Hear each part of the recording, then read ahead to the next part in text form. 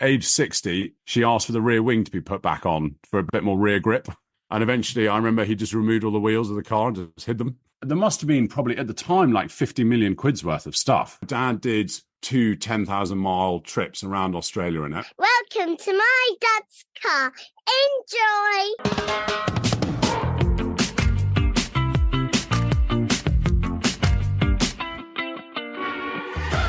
Welcome to My Dad's Car, a podcast discussing our personal relationship with automotive nostalgia. And you know what? It doesn't even have to be about your dad's car. It can be your mum's, your grand's, your parents', guardians, or even a neighbour's. If it made an impression, let's talk about it.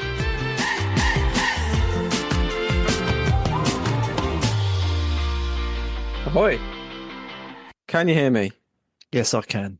Aha! We've won. That's a good start. How are we doing? Good day, Ed. You're right. We're not too bad. Yourself? Yeah, good. Is the sound okay? Yeah, sounds fine. Yeah. Yeah, I've got a proper mic because I do some Goodwood bits and pieces on the mic. Oh, wonderful. That's a good start. If it's rubbish, blame them. Yeah, I'll send the Earl of March a letter. Thank you very much for joining us. Yeah, I'm Andy, and up there, down there is John. Hi, John. How you doing? Hi, Ed. How you doing? All right. Yeah, good, thanks. Not too bad. So, for the benefit of the tape, we're joined by Ed Foster, who I don't think we've ever met in person, but you're sort of the voice face behind a lot of the Goodwood events. You do commentary and interviews and things like that on the grid, etc. Is that probably a summary of what you do at Goodwood? Yes. Yeah, I kind of fumble around in the dark, like sort of my teenage self. I worked at Goodwood for 2 years. Okay. And a great friend of mine, Henry Hope Frost, was killed on his motorbike while I was working there. And he did the assembly area interviews. And I remember the conversation with the production team, and they said, Ed, could you do it? And I said, look, I've done some podcasts and things, but I really don't think I can do live TV. And they said, well, there's literally no one else, so you have to do it. And I haven't been fired yet. So here I am. Yeah. So, I mean, 90% of the time I'm up in Scotland working on the farm. So 2 different things there, following Clarkson's footsteps, or perhaps he's following in yours. Well, do you know what? We laugh about this because my wife and I are watching the latest episode, and they got pigs, and we had pigs for the first time this year. And everything we do is exactly the same as them. It's down to we're former motoring journalists. We're both divorced. Our new partners are Irish women called Lisa. I'm not making this up. And it's extraordinary. But I've never met Jeremy. I tried to get his email off a mutual friend, but I haven't had a reply yet. So I would just like to touch base with him and compare notes. We're going through the same hell as he is. You haven't punched Piers Morgan yet, then? No. I'm not guilty of that. I haven't punched anyone. One to tick off. Yeah, I'm very lame on that front. If he starts racing at Goodwood, then yeah, there's an opportunity. Yes, exactly. Yeah, I'll go and doorstep him in the assembly area. Do you want to give the day job a shout out? Is it the Rhynd, something along those lines? Yeah, the Rhynd. Yeah, so it's basically it's predominantly an arable farm up here, but we've got a cafe that sort of heroes local produce, all made on site. We've got an event space that does kind of 40 to 50 weddings a year. Wow. And then we've got Rhynd Fitness. We've got a gym that's open 7 days a week. We've got a clay shooting ground that does archery, clay shooting, obviously, and axe throwing. Short-term farmhouse. We've got some forestry. Just loads of different ways to lose money. But actually, to be fair, we amazingly won Diversification of the Year at the British Farming Awards this year. Oh, fantastic. Which is the awards that actually, weirdly enough, Jeremy Clarkson and Caleb Cooper won something at a couple of years ago. Oh. So that's the day job. So I go from that to Goodwood or Silverstone interviewing drivers and things. It's nice. You get away from the farm and you realise there's actually a world outside. Indeed. Well, yeah, thank you very much for joining us today. No problems. We'll jump into it. What's your earliest car memory? Good question. So I remember very clearly going out to the workshop with my dad to help him work on his race car. Okay. Which at the time was Jaguar XK120. And I basically just sat around and got in the way. But I vividly remember that because there was an option of either going out to the stables with my mum or the workshop with my dad. So obviously it was workshop with my dad. Yeah. I've got very vivid memories of being sat in the back of that XK. There are no seats, obviously. There's 2 front seats. Yeah. But then there's just this kind of tiny little parcel shelf behind the seats. And I remember sitting in there. And we used to go for quite long drives, like an hour down the road. Obviously highly illegal nowadays. Yeah. Yeah, I remember that very well. And I remember my parents used to have lots of Fords. My dad loved Fords. So we went through Sierra, and then I think we had a Sierra Cosworth at one point. Oh, very nice. My mum then got a new Escort Cosworth, Okay. which she still has to this day. Wow. Oh, wow. And age 60, she asked for the rear wing to be put back on for a bit more rear grip. And so that has actually just gone down. The guy that runs my MGB that I race occasionally, a guy called Roy Gillingham, an absolute legend, Uncle Roy, he's now got the Cosworth, and we're stripping it and rebuilding it. And it's never been chipped, raced, rallied, anything. It's just done what all Fords do, which is rot. Yeah. So we're sorting all of that and doing it properly, refreshing the engine, refreshing the box, new suspension all round, standard suspension, and then it'll be on the button again. What year is the Cosworth, Ed? Oh, that'll be 91, I think. Okay, nice. Yeah, and I remember going back to school in it, and I loved going back to school in it, because I used to go to school quite far away. And then my dad had the 13th lightweight E-Type, which is, so they basically built kind of 12 lightweight E-Types for racing. Yeah. And then a guy called up the factory called Sir Henry Rotner and said, right, I want one of those race cars, but for the road. So Jaguar built him this semi-lightweight E-Type, and he had that he bought that in the 80s. He swapped it for a standard V12 car, and that was sold probably 10, 15 years ago. But I remember going back to school in that as well. And that was amazing because that was properly quick. Yeah. Yeah, I've got some very lucky memories. And my dad he loved cars and organised the historic motor tour, the Courier Cost Tour up in Scotland. Okay. And this was back in the late 80s, before kind of motor tours were a thing. Whereas now, you can do a tour in every single country. There wasn't anything like that. No. And they used to get like 40 cars, so 80 people, 40 or 50 cars. And there were so many entries, he could cherry pick which came. So if there were kind of 6 C-types, he'd choose the Le Mans winner. Yeah. And, the most important GT40s and all this kind of stuff. And I remember they'd all arrive, because a lot of them would be shipped from all over the country. They'd arrive the day before, and they'd literally be parked in the farm steading at the back here. Do you still live on the family farm? Is that? Yes, yeah. I'm in a farmhouse just down the road. Yeah. And there must have been probably at the time like 50 million quid's worth of stuff. Wow. Obviously, as a 6-year-old, I don't know. I just thought they looked really cool. I like the colour of that one. Yeah. And it eventually came to a head when there were 3 cars overtaking 2 lorries. And I think they were all caught doing over 100. Oh, wow. And there was a policeman there with a gun. And there were so many cars going so fast, he didn't know where to point it.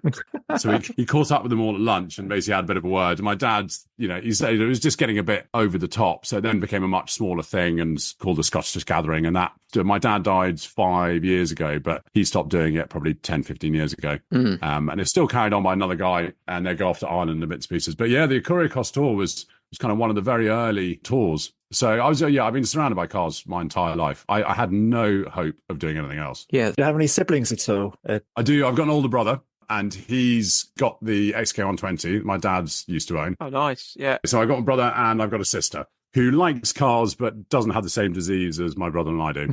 the hugely debilitating car disease. So if we go back to, I guess, the early days, maybe when you were kind of sort of just going to school, your parents, they were working as farmers, were they? They were kind of doing that? Yeah, absolutely. So they moved here in 73. My grandfather owned the farm. And so that time, my mum would have been 23 and my dad would have been 25. Yeah. So they moved here at that age as young farmers. And that's my dad did his whole life. He was a farmer.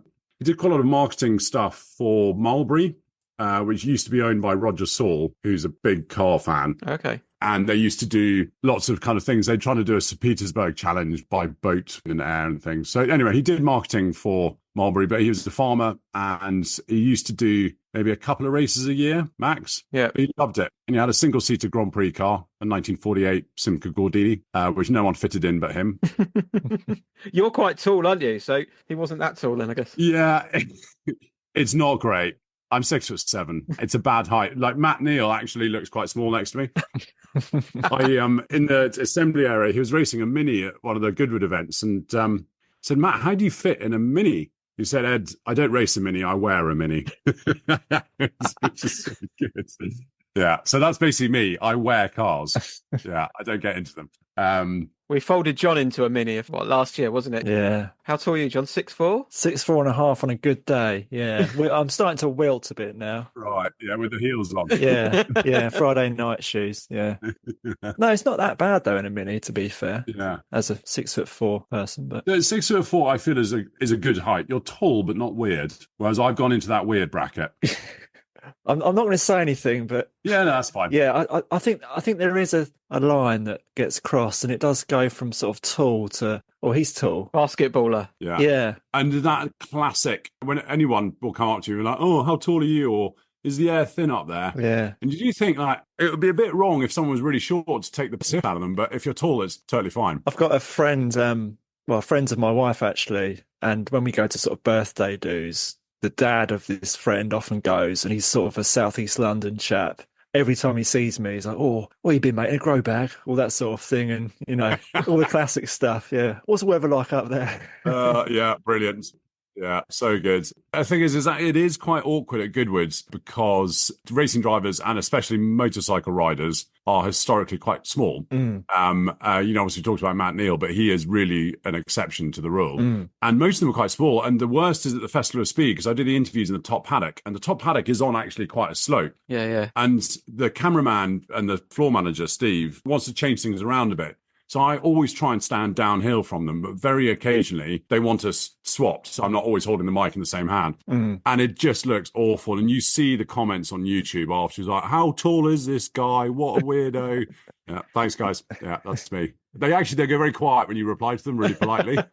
Yeah. I think famously in the horse racing world, Willie Carson used to stand on a box, didn't he, when he was next to Claire Balding when they used to do presenting. So they'd sort of level it out a little bit because he's so short. Yeah. They don't give me that luxury in the assembly area. There's a photo on my Instagram actually, and it was with Amy Barkley, and there were some other presenters as well there. But we were all lined up at the end of the show. At the end of the show, you all do a big closer, and it was at the members meeting, and I'm wearing David Green was there as well. And I was wearing my big overcoat that I wear at the members meeting, and I literally looked like some kind of weird bouncer. I was just weird security off to the side of the shots. Yeah. Anyway, it is what it is. I can't change it. You mentioned kind of your mum's choice of cars and also your dad's. They were both kind of very much sort of into vehicles. Like you don't accidentally buy an Escort Cosworth, do you, for running around? So your mum was obviously keen behind the wheel as well. Yeah. And she used to, on the motor tour, she used to share the driving of the E-Type. But the Cosworth, I remember my dad, so obviously news of them came out that they were going to build them. And up here, there was a Ford, or there was a Ford dealership down the road, and they could either have a white one or electric blue. And my mum said, let's go for the electric blue. So they bought it new. And yeah, my mum did everything in it. As in, she went to Tesco, she drove it down south. She just used it as a normal car. And we took the front and rear splitter off. Okay. The little plastic kind of thing, because you can't go over a speed bump. And they're still sat in their plastic packaging in the shed here. Wow. And then the rear wing, my dad took off because he said it's just a police magnet. And that's why it was then put back on a few years ago. But it was just a normal car. And it's weird. You guys will know what you grow up with is normal. Yeah. So I found it odd that other people didn't have Ford Cosworths. Why wouldn't you? They're great, and you can fit 5 people in them. And we used to go off on holidays to the West Coast, and there's obviously 5 of us, and we'd sometimes go to France. If like the harvest had been good, we'd drive off to France and go off on holiday there. And we used to go like 5 up in the Sierra, but I remember the Sierra. I don't know if we did it in the Cosworth, but to this day on a flight, I sleep with my head on my arms folded forward because my brother and sister would never let me lean on them either side of me, and I was always in the middle. So no, but the Cosworth was brilliant. And then we had a lot of discoveries, which we kind of finally nipped in the buds a few years ago.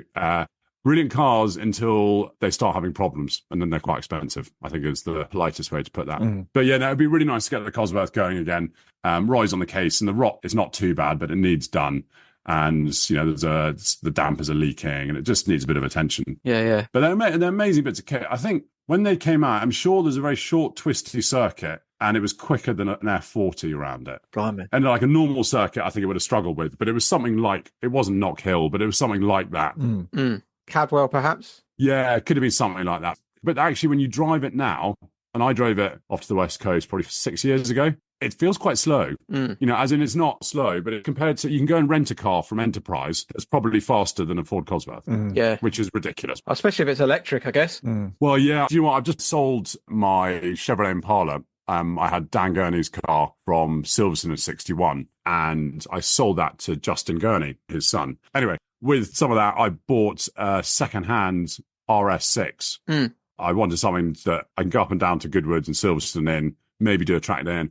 This thing is mentally fast. I don't understand how it's legal. Because, obviously insurance is going to be a problem at age 17, but even age 41, I get into that and it's ridiculous. It's 605 brake horsepower and it is so efficient. The Impala had 500 brake horsepower, but you couldn't use it 98% of the time because you had to be pointed straight and, Yeah. But this thing is just any conditions, you just put your foot down and it just goes. It's unbelievable. I remember just sort of talking about a story of speed being so intense. I remember my brother had a GTR when that first came out. Yeah. I don't think he owned it. I think he had it for some reason for a short period. But I remember him saying it was literally like a plane, from stop to go. And I think it was so fast, he didn't really enjoy it. Yeah. Just kind of, I'm struggling to control it a little bit sort of thing. Yeah. I did hear that about the GTRs, is that they were just so fast. It was actually uncomfortable.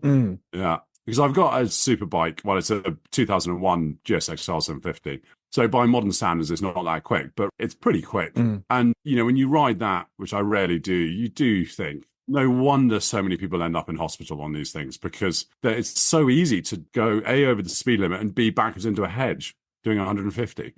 Yeah. You just hope that no one in government ever rides a superbike, because they'll realise that... Well, we could keep our fingers crossed that they all ride superbikes. Well, yes, there is that. Yeah, there is that.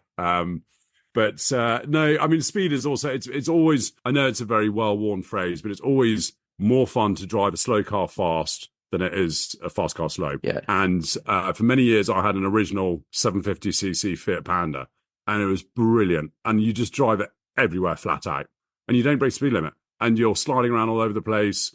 And there's a road from Glenshee that comes down sort of through the sort of pretty much centre of Scotland down to Dundee. Oh, okay. And this road is just fantastic. It's such a good road. And I did that in the Panda. And because it's so little, it's like racing at Silverstone. The width of track you've got to play with is incredible. I mean, I crashed sort of 3 times with a wheel up on the verge, but I was only doing 30, 40 miles an hour. But it was just the most fun I think I've had. It was in my top 5 car experiences. It was just brilliant. I sadly had to sell it to buy something that was slightly less tiring on long journeys, but brilliant. Yeah. I can highly recommend them. I think the noise you get from a slow car is often the key feature, isn't it? Yeah. Because even if you're going slow and it's making so much noise, it sort of enhances the experience. That's because they're always revved. You do only use the last 500 revs, and that's it. You're just screaming. Yeah, exactly. So if you take us back to maybe the Sierra or something, if you're going off on a trip, did you have the radio on? Did you have music on in the car? What was the... Yeah. So my wife and I were laughing about this the other day. We used to have... There were tapes, obviously, back then. Yeah. And Dire Straits was a big one. Chris Rea, Cat Stevens, and then who else did my mum listen to? Those were the 3 main ones. And to this day, when Cat Stevens' greatest hits comes on, I can start singing the next song before the last one's finished. When you know an album that well. Yeah. Ingrained. Yeah. And Chris Rea came on a Spotify playlist the other day, and I just knew all the words. She was like, how do you know the words to this? I'm like, well, it was one of 3 tapes. And then the crushing blow was, I must have been pretty young. I don't know when Joseph and the Amazing Technicolor Dreamcoat came out, but I was pretty young, and I seem to remember being taken to it when Jason Donovan was still Joseph. And we got the tape afterwards, and that went in the Ford Maverick, which was the farm 4x4. Anyway, this thing got stuck. And I don't know how it ever happened, but the radio didn't work and you couldn't turn it off. So the only thing you can do is get the volume down a bit. So you always had Joseph and the Amazing Technicolor Dreamcoat playing in the Ford Maverick. That must be God's work, Ed. That must be God's work. It was. Got to the point where actually no one on the farm drove it. That I don't want to drive it. I'll cycle. Trade it in. Yeah. Yeah. And I didn't mind it. And it just kind of like potted away in the background. So that was another one that I sadly know all the words to. But even before kind of... Yeah, see, actually, the Cosworth had a CD player, I think. The Escort might, I guess. I can't remember. It's definitely tape. definitely tape. But I don't know whether it's got an extra CD player. But I remember there was a black box, one of those kind of boxes about sort of, I don't know, 20 centimeters long. And it had one of those little metal catches and you had all the tapes lined up. Yep. Because my first car was a Mini Moke. Oh, wow. Yeah. And that had no sound system at all. So I had a CD player on the passenger seat. But obviously every time you went over any sort of bump, it stopped. Yeah. So I ended up just playing tapes in that. And the batteries would last for about an hour. And so you got an hour of music on any long trip. And those massive CD cases, they're just a thing of the past now. And I had a big kind of almost A3 one. Yeah. With all the CDs put in, and you then lose all the covers. Yeah. I think you're still living that dream, aren't you, Andy? Haven't you got a wallet in your car? I have, yeah. I've still got CD. I've got a 944. I've still got a CD player in that. And then, I refuse to give up the CDs. Yeah.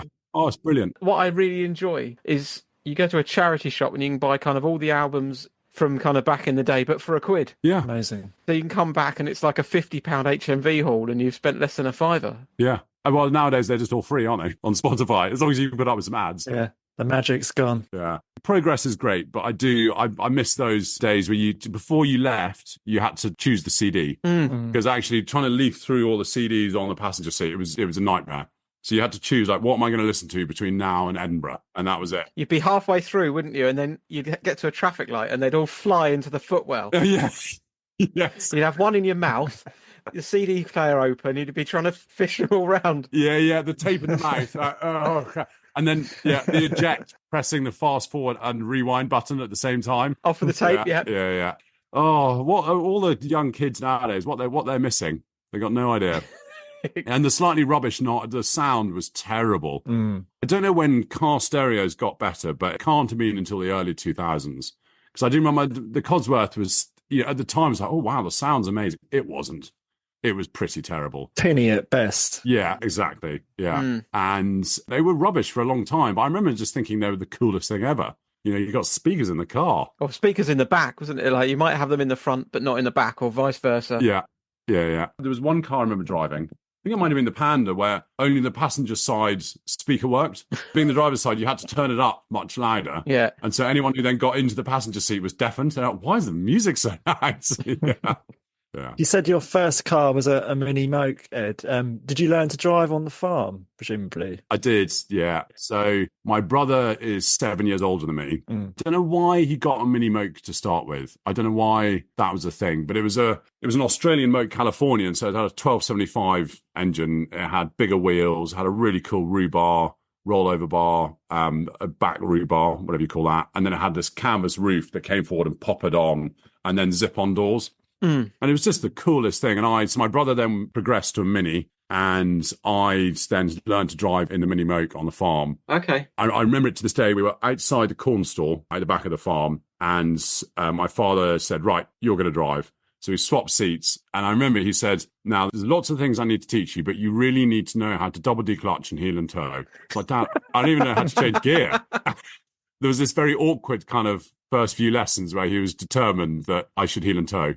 But couldn't even change gear. How old were you at this point? I must have been 14 or something, 13, 14. And then I passed. But living in the countryside, you want to pass your test. Or certainly when we did it, you wanted to pass your test immediately. And I think I passed my test 2 months after my 17th birthday, because then suddenly you had freedom. Yeah. There are some buses that go past the end of the road, but they're pretty few and far between. So if you wanted to do anything or see any friends, you had to pass your test. And then I was on the road with the Mini Moke, and I drove everywhere in it. I went off to the West Coast. I wanted to do a road trip to France, but my father said, this is ridiculous, don't do it.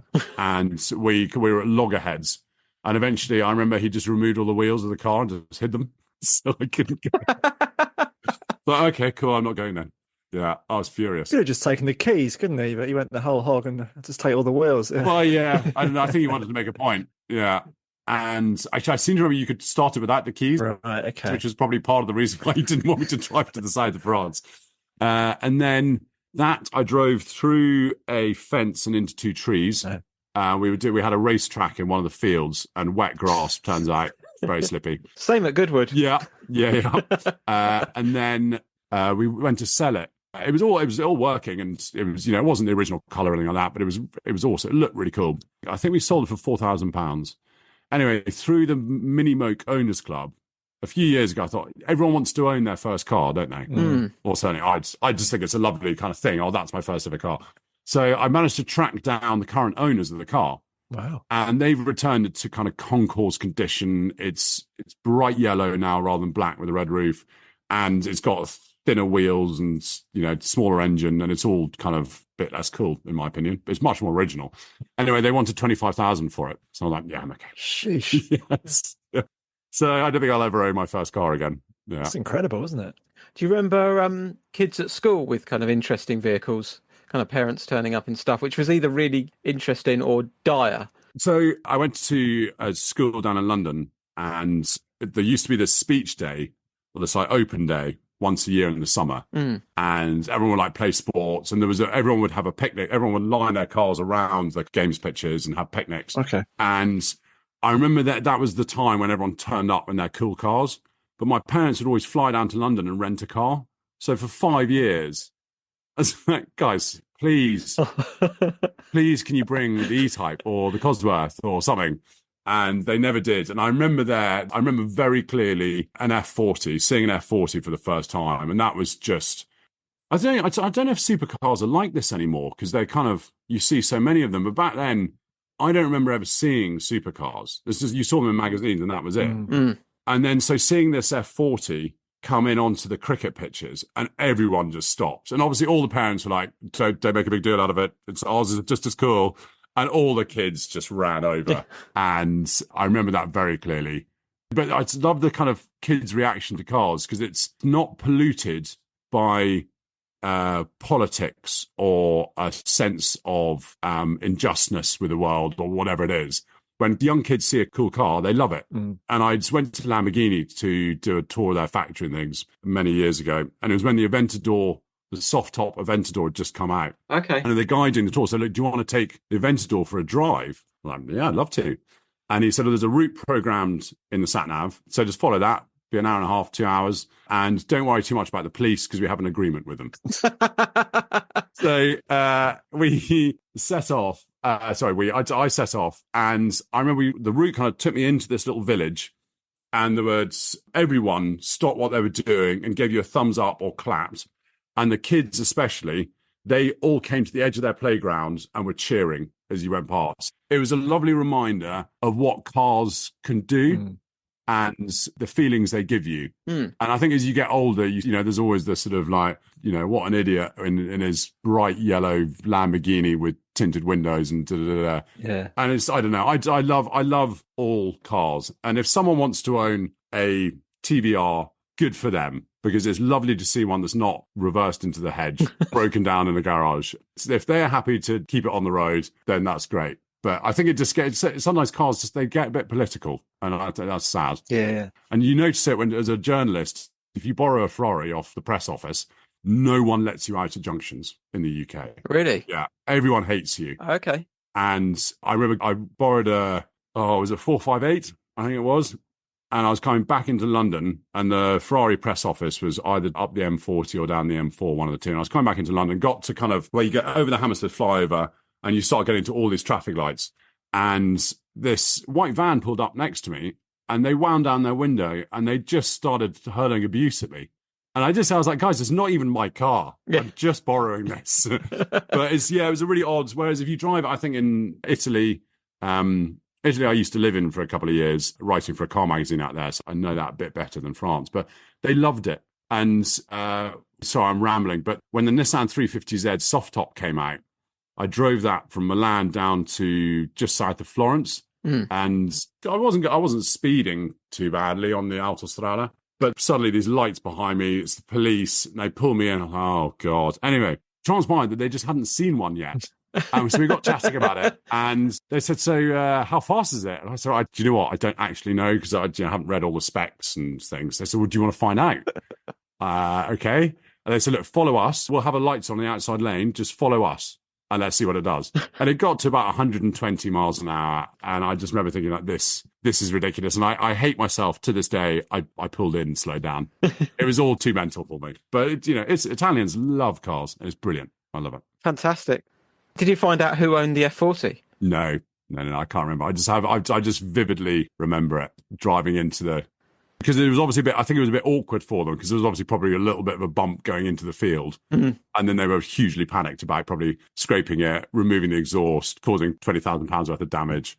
But at the time, it was one of those moments that was, really cool. Sadly, a car I will never own, but, well, I might win the lottery. Yeah, they're beyond pretty much everyone's reach, aren't they now? Yeah. It depends who you talk to, but it's the same with lots of cars that buying it is one thing. And then you hear these horror stories. It's like, oh, well, you see, if that seal goes, Yeah. they have to remove the engine, the gearbox, the da-da-da-da, and it's a £15,000 job. And you're like, oh, God, yeah. Yeah, even if you could manage the £1 million to buy it. Yeah, it's just... You don't even see those anymore, do you? No. People will be too scared to even take them out into the wild. There's the drummer from Pink Floyd, Nick Mason. He has this kind of really weird outlook that only someone very well off can have. Okay. His argument is that it makes more sense racing a Ferrari GTO than it does an MGB. Interesting. Yeah, wait for it. And I was like, Nick, do tell me why. I'm struggling with that one. Because he said, if you crash the GTO, there's never any question of whether or not you lose the car and it's just a wreck. You're always going to rebuild it. And the cost of rebuilding it, say, is... at the time was £300,000 or something like that if you wreck it badly on a race circuit, which is a tiny percentage of its value.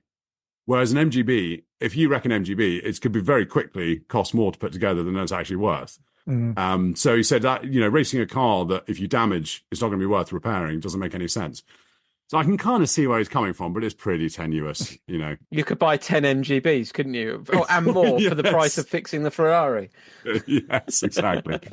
Yeah, it was sort of slightly odd maths, but anyway, I sort of got it. How did you get into racing then? I guess your father, did he push you or you were pulling on his arm to say, take me racing? No, I was keen to do it, but it was never, karting or anything like that was never an option. And when we first started racing, I was 18, I think. And my dad said, right, I think we should be racing an MGB because you can get the parts easily, they're cheap to run, and they'll be worth something when you want to come and sell them.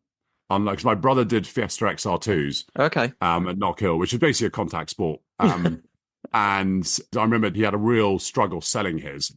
So my father was like, right, let's try an MGB because you can always sell it. Yeah. And I'd had to do the work to turn it into a race car. So the engine was standard.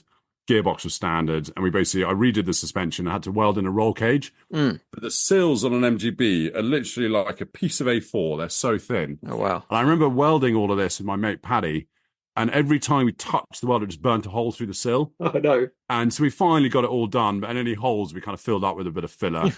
Anyway, we raced that, and everyone believes, I don't care who you are, everyone thinks they're going to be the next Michael Schumacher. And you think, you know what, I'm pretty quick on the road, so...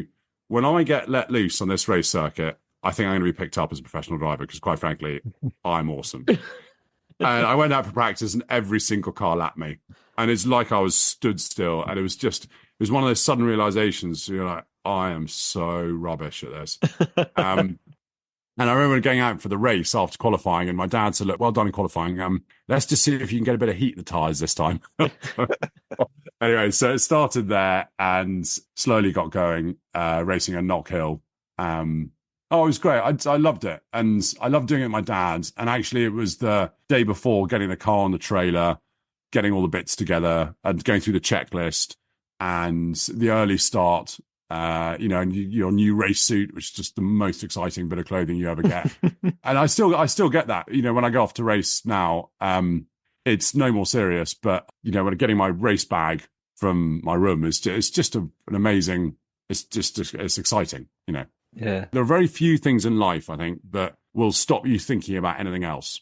If you go for an amazing drive, if you get to a really exciting bit of road, you haven't got anything in front of you, and you've got to really concentrate on this little twisty section, you'll concentrate. Yeah. But most things in life, you're like, oh, I haven't replied to that email, or, oh, I've got to call them back, or I've got to do that. And racing is one thing where you leave the pit lane and you think about nothing else for the time that you're in the car. Absolutely nothing. And I love that about it. Is that the car you still race? Or have you got a new... No, not that death trap. Go on, Andy. Yeah, we sold that. So the car that I race at the moment is, I mentioned my dad had a 1948 Simca Gordini. Yeah. And no one fitted in it. It was so small. And he was racing his XK at Le Mans in the Legends race. I think my brother was sharing the driving with him. And the XK was always on drum brakes. And he was going down the Mulsanne and he was hard on the brakes. And apparently this MGB came past him still flat out. Wow. Not even approaching its braking zone. He was like, I want to get one of those because they're cheap to mend comparatively and they're easy to run. Everyone knows how to run them. So he wanted to get a sort of like a works car because then he said you could then still do the Le Mans Legends race or any of the important historic races around the world because you've got an important MGB. Despite the fact that it's cheaper than a standard E-Type, is all the better. So he found this one for sale by Anthony Bamford, who, in a weird twist of fate, now owns my dad's old lightweight E-Type. Okay. And he did a deal to buy the MGB off Anthony Bamford. And I think he bought it at auction in the 90s and had completely redone it because it was a bit of a wreck, completely redone it into a really quick racer. Nice. And it was the test and development car that Roger Enover and Alec Poole raced a lot, especially in 67. They did the 1,000 kilometers of the Nürburgring, loads of stuff in it. Yeah. So then we started racing that together. We did the Spa 6 hours together. Oh, nice. Yeah. Which was amazing. So I flew up from Milan. I was living there at the time. My brother and father drove the car out on the trailer and they got to, I think it was Newcastle you got the ferry from. Anyway, the ferry guys were like, no, you've got jerry cans. You can't have jerry cans. So they had to fill the 100-litre tank with fuel. Anyway, we arrive at Spa and push this car into the pits. And next to us, there's a team of guys in white overalls. And they said, where's your team? I said, it's just us. Anyway, so we forgot to take the fuel out before qualifying. So I go out first. And I remember going through Pouhon, like, whoa.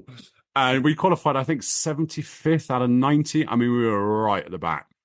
And my brother had one of those calculator in the shape of a massive Smartie. And I remember we were sat in the pits and like trying to work out, I was like, okay, so if we're using a litre of fuel for every lap, and we had like pages and pages of work. So we thought we got this nailed.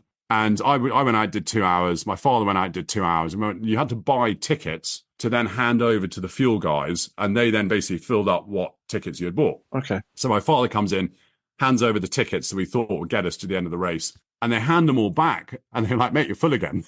And it turns out we could have done the whole race on one tank. But we finished, I think, 36th or something. So we kept plodding around. Anyway, so the reason for that story is that it's the one race that my father, brother, and I all did together. And my father, I think his Parkinson's had arrived by then. Okay. Because we used to joke, my brother and I, when he got out of the car, he was just in cuckoo land for a bit.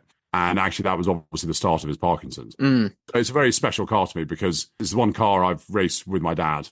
And then the last probably 5 years, I decided to spend a bit more time and effort on racing. So Roy, who I mentioned, has been kind of slowly improving the car. And then I've had some pointers from Nick Padmore. And then it all culminated with the MGB race at Revival in 2022 or whatever. Is that the one you won? I saw you won a race. It's like...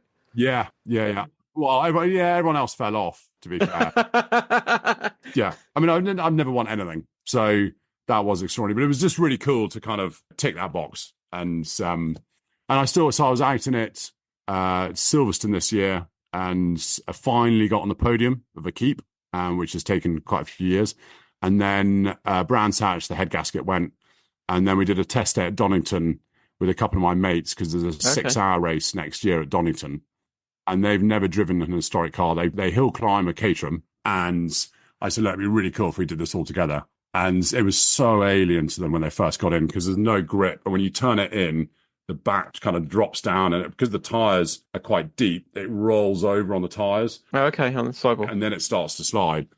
And so to start with, I don't think they liked it very much. But by the end of the day, we couldn't get them out of the car. So, do you have any children of your own, Ed? I do, yes. I've got Sienna, who's 4, and she lives with her mum down in London, but comes up here kind of every couple of months. Yeah. And then we've got 21-week-old. Oh, wow. Okay. She's basically kind of 4 or 5 months, and Olivia. And I was going to ask if the legacy is going to continue, but I suppose it's a little bit too early to tell at this stage, isn't it? Yeah, it's a bit early. And a part of me would love to do a race with one of them. Part of me would also hate it. If they get into karting, oh yeah, it's a lot of money. And I was hearing It's cheaper to race a Ferrari, I heard. Yes, it makes more financial sense, Andy. Or 10 MGs. Yes. Oh God, yeah, it'd be really cool to do it, but my parents never forced me into racing, No. and I would never kind of force them into it. But it's I think as parents, you'd always want to do something like that with your kids. Your big passion. If your big passion is classic cars, you're going to want to go on a road trip or do a rally with your children at some point. Yeah. It's just what you do, or whether it's horses or tiddlywinks or chess or, Yeah, I think we're quite selfish beings like that. Is there a car from your parents' back catalogue that you wish you could get hold of? Yeah, the E-Type, definitely. Yeah. I'll never, it's so valuable now. There's no way I'll ever afford it. But if I won the lottery, that would be the first car I'd try and get back. Nice. And it was sad selling the Impala, actually, because I bought it unseen as a wreck. But I knew it was Dan Gurney's car. It had a letter from Dan Gurney saying that this was his car, and everything checked out. And so I did loads of stuff with that. I went out at the Revival with Dario Franchitti driving it. It went up the hill at the Festival of Speed. I've driven it the length of the country. I did a grass auto test in it up here.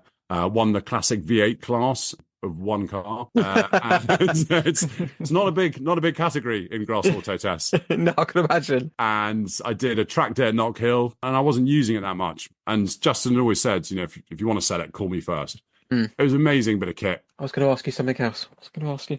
So the E-Type. Have you driven it? Obviously, you know who owns it. You've been out in it as an adult? I drove it once when my dad still owned it. Okay. And that must have been 2010. Yeah. Because it was sold in 2011. And it was pinking a bit. And so you couldn't kind of drive it properly. But I drove it for like 45 minutes. Nice. I remember I had to take the cushion out of the bottom of the seat to fit. John will know what I'm talking about. Yeah. And it was just really cool. But I think because my dad owned it, he swapped it for this V12 car in 81 or 82. So it was a part of my dad's life for 30 years. Yeah. Certainly the entire time that I remember my dad, he had the E-Type. Yeah. And he was always known as, oh, your dad's got the Ropner E-Type, hasn't he?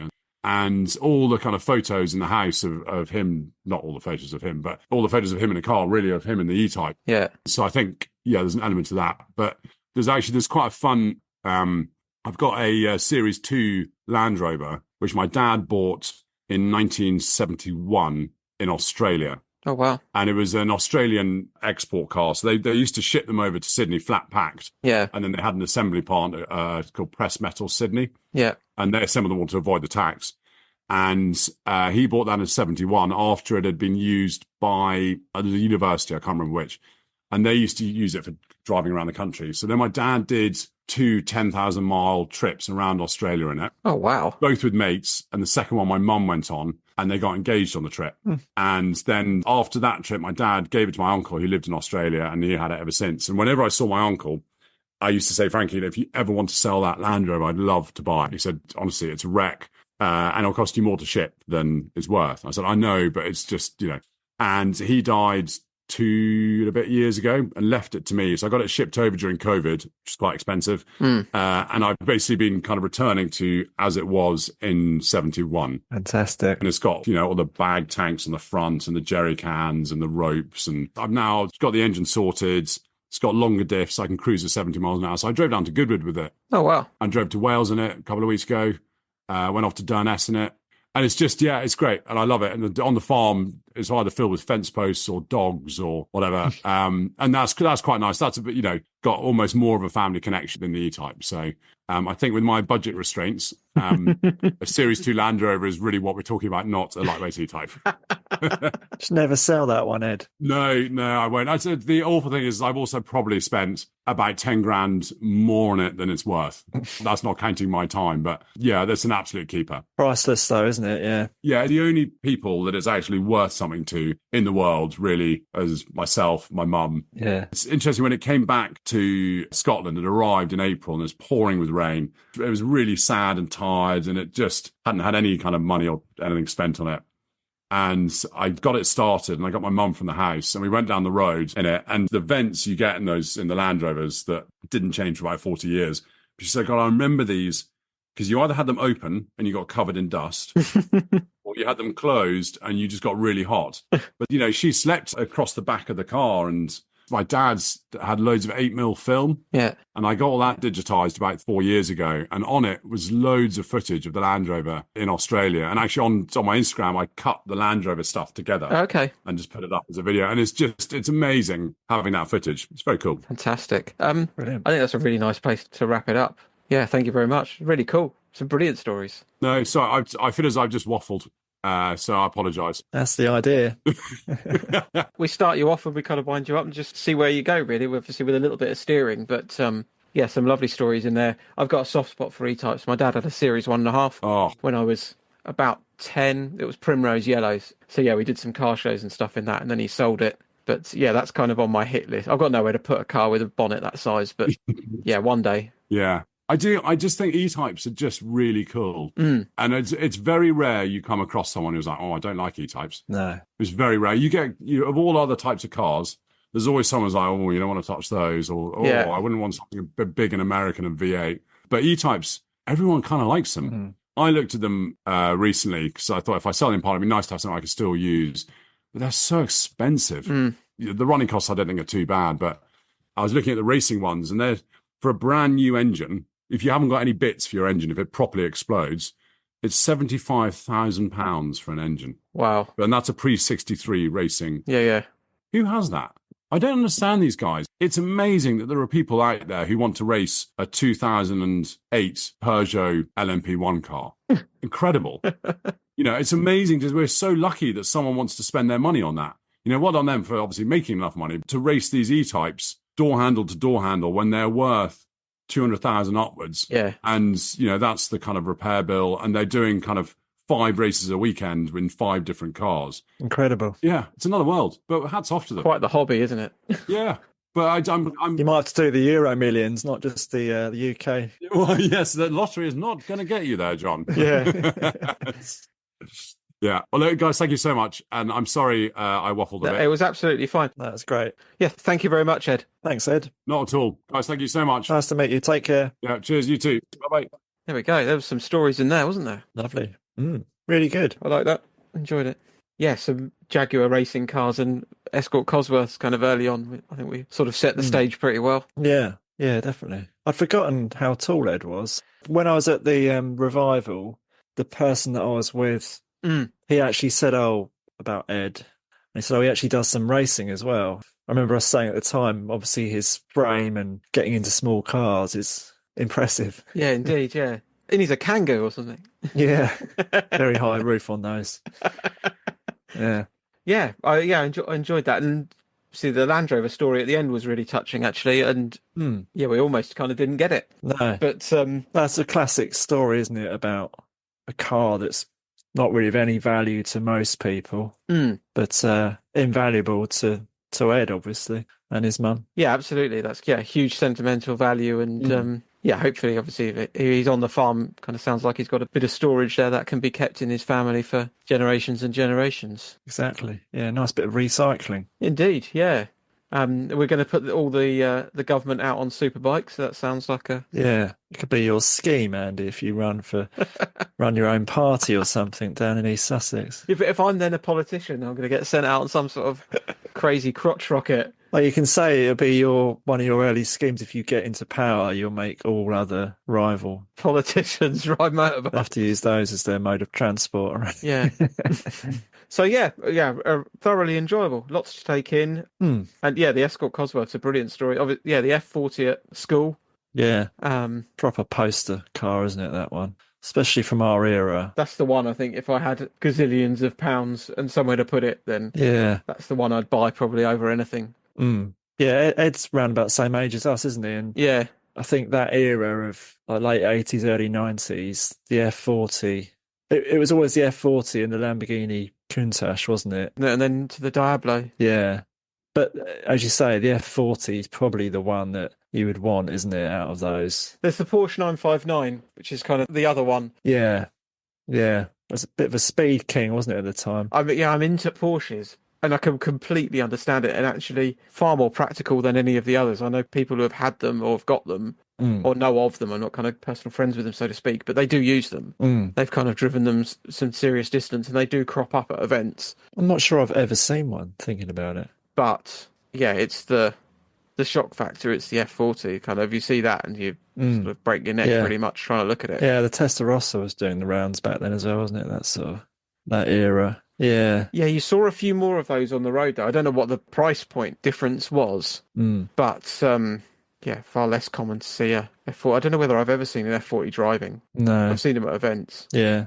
That's kind of when a Ferrari was a Ferrari, I suppose. Mm. Whereas now, yeah, they do kind of blend in, don't they, all the new stuff. It's funny, I was walking out of football earlier in the week, just going through the car park.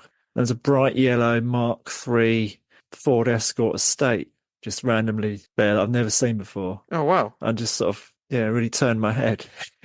Where if it was like a supercar or something, I probably wouldn't even have batted an eyelid, you know. So Monday Mark III Estate Escort, yeah. That trumps the supercar. Yeah. Fantastic.